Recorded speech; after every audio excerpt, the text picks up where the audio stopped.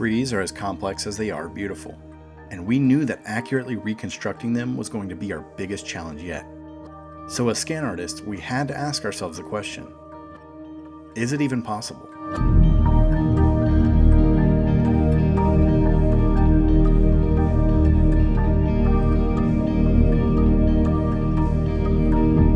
The goal is capturing the world. Trees are a big part of the world, therefore we need trees.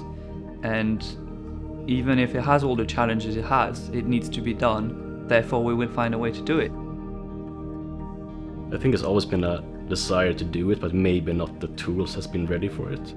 Biggest obstacle for us creating real-time trees has been how to match it up to the rest of the photogrammetry we're doing. How can we do all the components in photogrammetry and then reassemble them in a parametric way? So when breaking down a tree, you almost need to start at the end, asking what will I need eventually to rebuild a tree. You have to look for quite specific aesthetics. There can't be like too much scarring on the bottom, there can't be too much like line work on the middle. You have to find a really pristine one, and that's a real challenge. Trees have very specific shapes and forms that we are very used to recognize because they have rules in how they look, and those rules we have internalized. We just know that's a spruce, that's not a spruce. We don't always know why, but the thing is we will know if it's not correct. How does it grow? Does it bend with the wind? Does it break off when it gets too tall? How thick does it get over time? You need to have that information, otherwise we have lost some data over the process.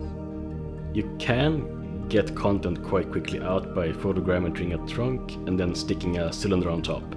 But we wanted to kind of bring that to 11. We don't want to go that path. We want to go, how do we create a full tree? In like, from view from all angles, all the branches, all the blending, everything should look like a photoreal tree. We wanted to kind of go past that. That's kind of standard way of working with it. When we started development, it was clear that in order to achieve something that looked natural, it would need to be created with scientific approach in mind. This means the systems would have to rely on botany at its core. We had to create a system that could emulate how plant hormones would build up and how this would affect the tree's growth in order to reach the most light. Different hormones that would signal the trunk to split its branches to withstand stress from gravity and to evenly distribute its weight. Hormones that trigger the branches to shed their leaves so that it can save energy under poor conditions. All of these systems must interface with each other for a tree to grow, and that's what we aim to replicate in order to create a faithful adaptation of nature.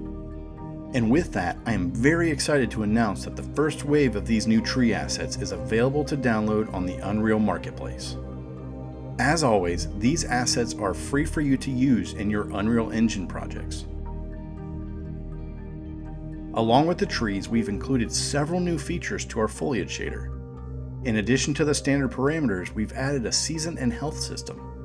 This will work with your entire scene by adjusting a few sliders which are driven by the new global foliage actor. In here, you'll find everything related to the season, health, and wind in your scene. On top of these global parameters, you can also go into each material instance to fine-tune the settings on a detailed level. Megascan's trees are currently in early access and part of the Unreal Marketplace. We look forward to your feedback as we continue to improve our process.